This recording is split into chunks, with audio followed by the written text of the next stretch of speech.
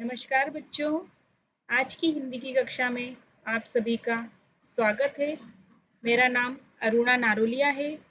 मैं आज आपके लिए लेकर आई हूँ कक्षा 9th के हिंदी पाठ्यक्रम के बीच कोर्स पाठ्यक्रम से ली गई बुंदेलखंडी लोक कथा मिज़बान। बच्चों, किस्से और कहानियां सुनना प्राचीन काल से ही भारतीय संस्कृति की समृद्धशाली परंपरा रही है। आज के दौर में किस्से कहानियों की छवि स्मृति पटल से धुंधली होती जा रही है।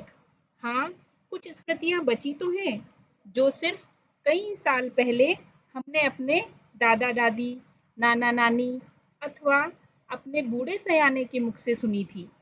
ये कहानियां हमारे स्मृति पटल से धूमिल न हो जाए, समय की धारा के साथ प्रवाहित होती रहे, ऐसा ही प्रयास इस बुंदेलखंडी लोक कथा की प्रस्तुति के माध्यम से आपके समक्ष करने जा रही हूँ।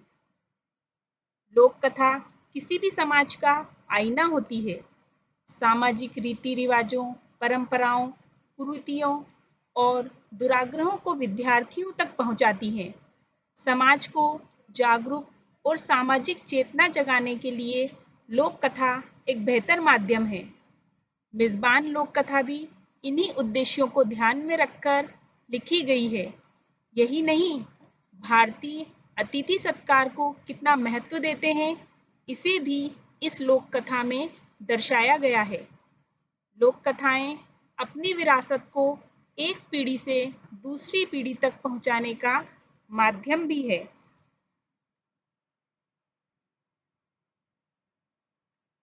बच्चों, जीवन में लोक कथाओं का अपना एक विशेष महत्व होता है। लोक कथाओं के विषय में केशरी नारायण शुक्ल जी ने कहा है कि लोक कथाओं का अपना सामाजिक महत्व है। गीत अपने लिए गाया जाता है, किंतु कथा श्रोताओं के अस्तित्व का भी बोध कराती है। कथाएं बहुत ही महत्वपूर्ण सामाजिक कार्य की पूर्ति करती हैं। वे श्रम को हल्का करती हैं और विश्राम देती हैं, जो कि श्रम के लिए भी अत्यंत आवश्यक है। इस लोक कथा के माध्यम से हमारा यही उद्देश्य है कि आप सभी लोक कथा की संस्कृति और भाषा शैली से भली भांति परिचित हों एवं आप में भाषाई विशेषताओं के प्रति संवेदना जागृत हो।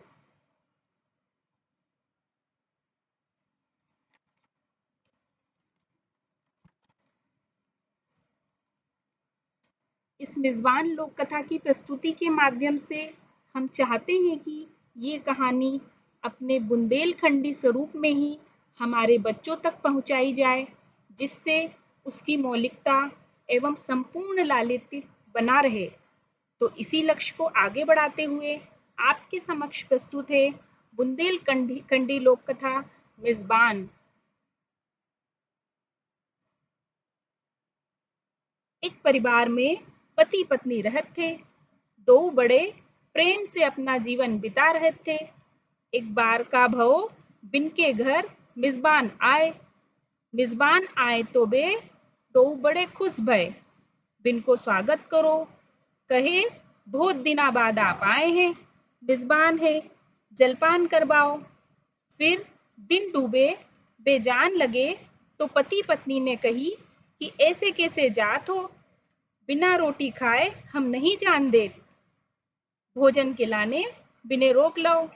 मिज़बान बड़े खास थे, जासे बिन के लाने एक से एक पकवान बनाए गए। बिने जितनी भी खाबे की चीज पसंद थी, बिन में सबसे ज्यादा पसंद थे पापड़। बहुत ही ज्यादा, अति से ही ज्यादा। तनिक खाबे में पापड़ मिल जाए तो वे बड़े खुश हो जाएं। थारी परस दई तो मिज़बान हाथ पांव धो के खाबे बैठ गए। थारी में पापड़ नहीं दिखे तो बिने लगो कि बाद में पापड़ परसे हैं। पर जब पति ने हाथ जोड़ के कही कि चलो भैया खाबो शुरू करो, तो मिज़बान का मन बैठ गयो कि पापड़ तो बने तो थे, बिन की खुशबू भी आई थी। और तो और पापड़ की थरिया बिना चौका में से ही दिख रही थी, पर वे शर्म के मारे कछु बोल ना पा रहे थे। मन ही मन सोच रहे थे कि शायद भाई भौजी पापड़ परसबो भूल गए हैं। पति भोजन परसबे लगो और पत्नी ताती ताती रोटी बनावन लागी। मिजबान भोजन करन लगे, पर ले दे के बिन को ध्यान पापड़ पर ही चलो जाए। सिके पापड़ चूल्हे के पास ही धरे थे। वे बड़े ऊंचे ऊंचे फूले फूले करारे दिख रहे थे। मिजबान ने बड़े रुचि के साथ सब चीजें खाई, भजिया, बर्फी, लड्डू, खीर, पूरी, पर बिन को ध्यान ले दे के पापड़ पर ही जाए। अरे मैं पापड़ नहीं खा पाऊं तो भैया काहे की मिजबानी। वो मन ही मन सोच रहो, फिक्र कर रहो कि भैया भौजी हैं, उन्हें पापड़ परसबे की अब याद आए, तब ध्यान में आए। जिनसे धीरे धीरे खाओ भैया। समझ आई बिने ध्यान ना आ रही, अब का करें। बा ने जुगत लगाने की सोची, जैसे पापड़ खाने को मिल जाए। बा ने सोची कही कि एक बात तो बतानो ही भूल गओ भैया। पति पत्नी एक साथ बोल पड़े, कौन सी बात। मिजबान बोलो कि बहुत ही जरूरी बात। कल तो भैया भगवान ने मोहे बचाए लो। अरे भगवान मोरी रक्षा ना कर तो मैं मर ही जातो। तो आज का मोहे ये स्वादिष्ट भोजन करबे को मिलतो, ना मिलतो भैया ना मिलतो। मैं तो कल ही खत्म हो जातो। भव का कि गेल से जा रहो तो मैं, इत्ते में सरसरा के कड़िया नाग आ गओ। तो का बताऊं भैया, इत्तो लंबो सांप थो कि जहां से लेके बे पापड़ की थरिया धरी है ना, उत्तो लंबो। जो बाने हाथ से जैसे ही पापड़ की थरिया पे इशारो करो, पति पत्नी एक साथ बोले, अय दैया अपन पापड़ परसबो तो भूल ही गए। मिजबान बोले, अब रहन दो भैया। पति पत्नी बोले, ऐसे कैसे रहन दे, जे तो खाने ही पड़े हैं भैया तुमको। अच्छा तो अब पापड़ की थरिया भी ले ही आओ। तो बच्चों, ये थी बुंदेलखंडी लोक कथा मिजबान, जिसका आप सभी ने अवश्य आनंद लिया होगा और पसंद भी किया होगा।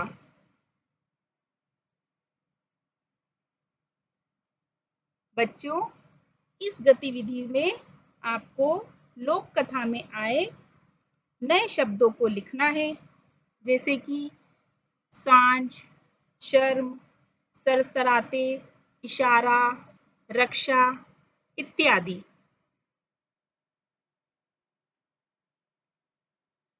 बच्चों, अगली गतिविधि बहुत ही रोचक है। बच्चों, आपको इसके अंतर्गत लोक कथा के आधार पर दिए गए वाक्यों को उसके क्रम से लगाना है तथा इसके लिए समय सीमा भी है सिर्फ 2 मिनट। तो चलिए तैयार हो जाइए जल्दी से।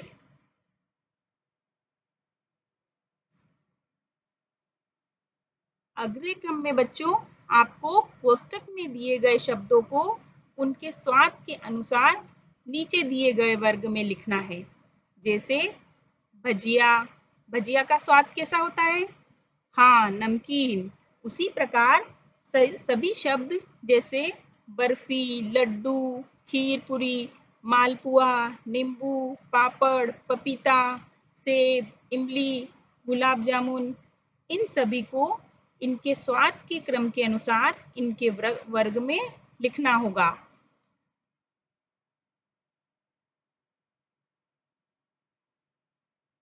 अगली गतिविधि है बच्चों, इसके अंतर्गत आपको दिए गए शब्दों का सरल से सरल वाक्यों में प्रयोग करना है। जैसे पहला शब्द है मेहमान, उसका वाक्यों में प्रयोग होगा, आज हमारे घर मेहमान आए। उसी प्रकार इन सभी शब्दों जैसे पापड़, थाली, पत्नी, भोजन आदि पर भी आपको एक सरल वाक्य का निर्माण करना है।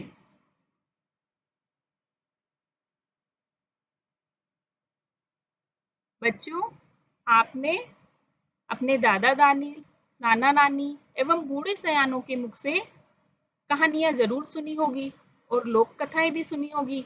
तो आपको कौन सी कहानी और लोक कथा सबसे अच्छी लगती है और क्यों? और आपको अपने शब्दों में वो लोक कथा एक सुनानी भी है।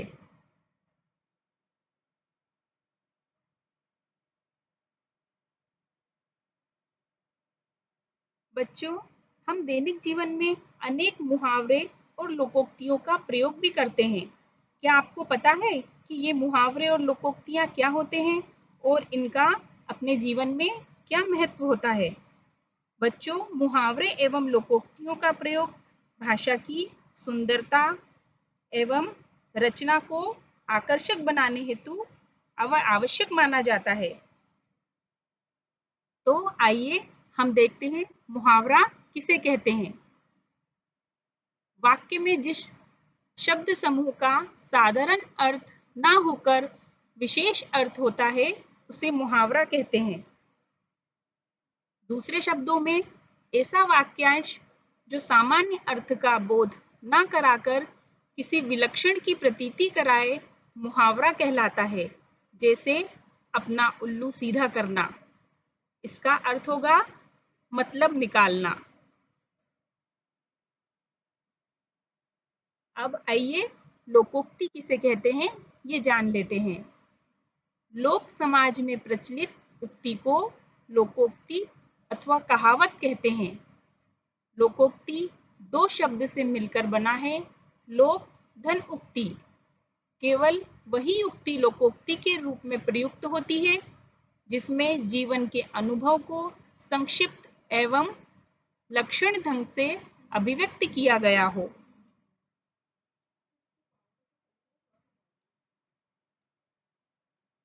अब हम मुहावरे और लोकोक्तियों में अंतर भी देख लें। मुहावरा एक वाक्यांश होता है बच्चों और लोकोक्ति पूर्ण होती है। दूसरा अंतर है मुहावरा किसी वाक्यांश से जुड़कर अपना भाव प्रकट करता है तथा लोकोक्ति को अपना भाव प्रकट करने के लिए किसी वाक्यांश की आवश्यकता नहीं होती। तीसरा अंतर है मुहावरा पूर्ण स्वतंत्र नहीं होता जबकि लोकोक्ति पूर्ण स्वतंत्र होती है।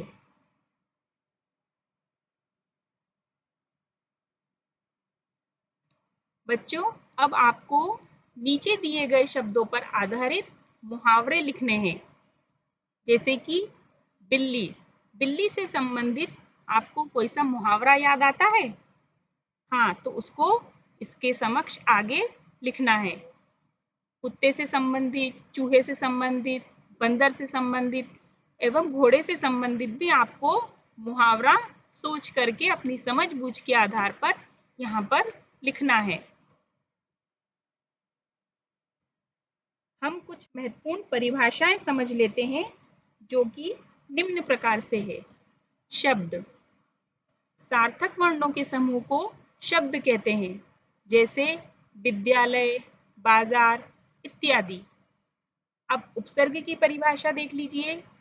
जो शब्दांश किसी शब्द के आदि अर्थात पहले जुड़कर उसके अर्थ में विशेषता या परिवर्तन ला देते हैं उन्हें उपसर्ग कहते हैं। उपसर्ग के उप का अर्थ है समीप और सर्ग का अर्थ है निर्माण। जो शब्दांश किसी शब्द के समीप आकर नया शब्द बनाए वह उपसर्ग कहलाता है। इसी के अगले क्रम में प्रत्यय की परिभाषा भी देख लीजिए। वे शब्दांश जो शब्द बनाते समय अंत में लगते हैं प्रत्यय कहलाते हैं। बच्चों, अब ये देखिए तत्सम शब्द। तत्सम शब्द किसे कहते हैं? जो शब्द अपरिवर्तित रूप में संस्कृत से लिए गए हों उन्हें तत्सम शब्द कहते हैं। जैसे कर्म, चर्म, कर्ण आदि। अगला तत्सम शब्द। तत्सम शब्द की परिभाषा देख लीजिए। संस्कृत के शब्द जो किंचित परिवर्तन के साथ हिंदी में ग्रहण किए जाते हैं तद्भव शब्द कहलाते हैं, जैसे काम, चमड़ी, कान इत्यादि। इसी क्रम में देशज शब्द की परिभाषा। आंचलिक भाषाओं, बोलियों से ग्रहण किए जाने वाले शब्द देशज शब्द कहलाते हैं, जैसे झाड़ू, डिबिया आदि। आगत या विदेशी शब्द किसे कहते हैं, अब ये जान लीजिए। विदेशी भाषाओं के वे शब्द जो हिंदी में प्रयोग किए जाते हैं विदेशी शब्द या आगत शब्द कहलाते हैं, जैसे औलाद, कागज, डॉक्टर इत्यादि। रूढ़ शब्द किसे कहते हैं, ये समझ लेते हैं। ऐसे शब्द जो ना तो अन्य शब्दों के योग से बने हैं और ना ही जिनके सार्थक भाग अर्थात खंड हो सके, रूढ़ शब्द कहलाते हैं, जैसे चल, रथ, घर। यदि इनके खंड किए जाएं तो इनका कोई अर्थ नहीं निकलता। यौगिक शब्द किसे कहते हैं, यौगिक शब्द वे शब्द हैं जिनका निर्माण अन्य शब्दों के योग से होता है, जैसे अभिनेता, पुस्तकालय इत्यादि।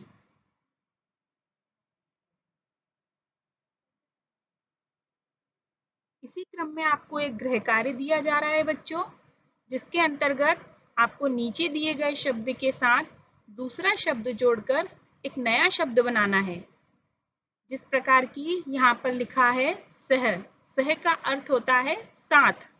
सह को आपको पाठी के साथ जोड़ करके एक नया शब्द बनाना है, जिसका कि नया शब्द बनेगा सहपाठी। उसी प्रकार सहगान को जोड़ करके नया शब्द बनेगा सहगान।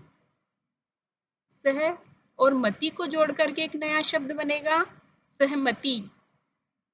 सह और कारी को जोड़ करके एक नया शब्द बनेगा सहकारी।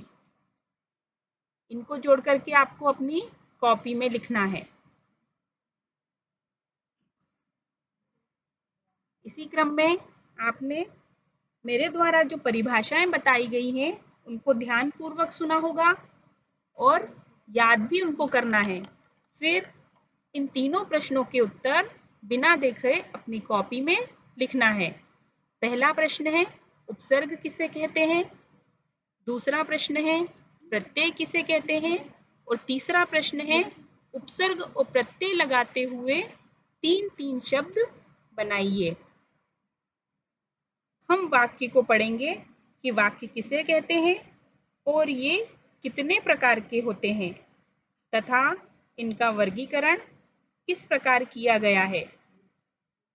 वाक्य की परिभाषा देख लीजिए। शब्दों के सार्थक समूह को वाक्य कहते हैं। सार्थक का मतलब होता है अर्थ रखने वाला, यानी शब्दों का ऐसा समूह जिससे कोई अर्थ निकल रहा हो वह वाक्य कहलाता है। वाक्यों का वर्गीकरण। रचना के आधार पर वाक्य के तीन भेद होते हैं, सरल वाक्य, संयुक्त वाक्य और मिश्रित या मिश्र वाक्य।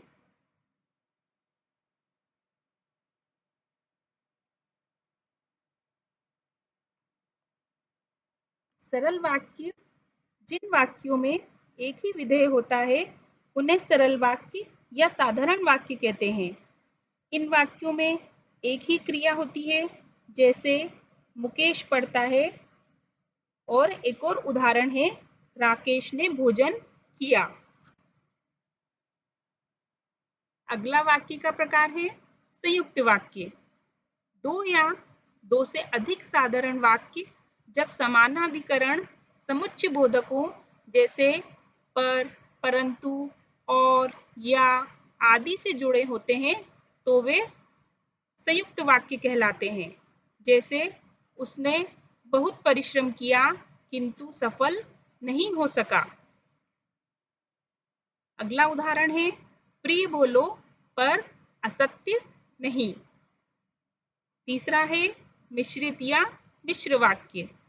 जिन वाक्यों में एक मुख्य या प्रधान वाक्य हो और अन्य आश्रित उपवाक्य हो, उन्हें मिश्रित वाक्य कहते हैं। इनमें एक मुख्य उद्देश्य और मुख्य विधेय के अलावा एक से अधिक समापिका क्रियाएं होती हैं, जैसे यदि परिश्रम करोगे तो उत्तीर्ण हो जाओगे। अर्थ के आधार पर बच्चों वाक्य के 8 भेद हैं। पहला विधानवाचक वाक्य, निषेधवाचक वाक्य, तीसरा प्रश्नवाचक वाक्य, चौथा आज्ञावाचक वाक्य, पांचवा विस्मयादिबोधक वाक्य, छठा इच्छावाचक वाक्य, सातवां संकेतवाचक वाक्य और आठवां भेद है संदेहवाचक वाक्य। अब इसी क्रम से इनको भी समझ लेते हैं। विधानवाचक वाक्य वह वाक्य जिससे किसी प्रकार की जानकारी प्राप्त होती है, वह विधानवाचक वाक्य कहलाता है। उदाहरण के लिए भारत एक देश है। और एक और उदाहरण सुन लीजिए, राम के पिता का नाम दशरथ है। दूसरा भेद है निषेधवाचक वाक्य। जिन वाक्यों के से कार्य न होने का भाव प्रकट होता है, उन्हें निषेधवाचक वाक्य कहते हैं। जैसे मैंने दूध नहीं पिया। अगला उदाहरण है मैंने भोजन नहीं किया। इसमें किसी कार्य के न होने का भाव प्रकट हो रहा है, तो ये निषेधवाचक वाक्य कहलाएगा। इसी क्रम में तीसरा भेद है प्रश्नवाचक वाक्य। वह वाक्य जिसके द्वारा किसी प्रकार का प्रश्न किया जाता है, वह प्रश्नवाचक वाक्य कहलाता है। जैसे राम के पिता कौन है? और दूसरा उदाहरण दशरथ कहाँ के राजा हैं? अच्छा, ये अवश्य याद रखिए कि आपको इसमें प्रश्नवाचक चिन्ह का प्रयोग अवश्य करना है, नहीं तो ये अधूरा ही माना जाएगा। चौथा भेद है आज्ञावाचक वाक्य। वह वाक्य जिसके द्वारा किसी प्रकार की आज्ञा या आदेश दिया जाता है या प्रार्थना की जाती है, वह आज्ञावाचक वाक्य कहलाता है। उदाहरण के लिए शांत रहो। दूसरा उदाहरण है कृपया बैठ जाइए। तीसरा उदाहरण है कृपया शांति बनाए रखें। ये इसके तीनों उदाहरण थे। पांचवा भेद है विस्मयादिबोधक वाक्य। वह वाक्य जिससे किसी प्रकार की गहरी अनुभूति का प्रदर्शन किया जाता है, वह विस्मयादिवाचक वाक्य कहलाता है। उदाहरण के लिए आहा कितना सुंदर उपवन है। और एक और अन्य उदाहरण देख लीजिए, ओह कितनी ठंडी रात है। इसमें आपको विस्मयादिबोधक चिन्ह का प्रयोग भी करना है। अगला उदाहरण है इच्छावाचक वाक्य। जिन वाक्यों में किसी इच्छा, आकांक्षा या आशीर्वाद का बोध होता है, उन्हें इच्छावाचक वाक्य कहते हैं। उदाहरण के लिए भगवान तुम्हें दीर्घायु करे। एक और अन्य उदाहरण देखते हैं, नववर्ष मंगलमय हो। अर्थ के आधार पर वाक्य का सातवां भेद है संकेतवाचक वाक्य। जिन वाक्यों में किसी संकेत का बोध होता है, उन्हें संकेतवाचक वाक्य कहते हैं। उदाहरण के लिए राम का मकान उधर है। और एक और उदाहरण देखते हैं, राजेश उधर रहता है।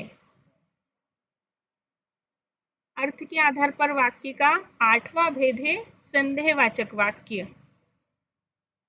जिन वाक्यों में संदेह होने का बोध होता है, उन्हें संदेहवाचक वाक्य कहते हैं। इसका उदाहरण देखते हैं, अगर बारिश अच्छी होती तो फसल भी अच्छी होती। एक अन्य उदाहरण देखते हैं, अगर हम थोड़ा और तेज चलते तो बस नहीं छूटती। तो आज ये वाक्य जो हमने समझे हैं, इनको आपको अच्छे से याद करना है और अपनी कॉपी में भी इसको विस्तार से लिखना है। तथा परीक्षा की तैयारी के लिए इनको अवश्य याद कर लें। धन्यवाद।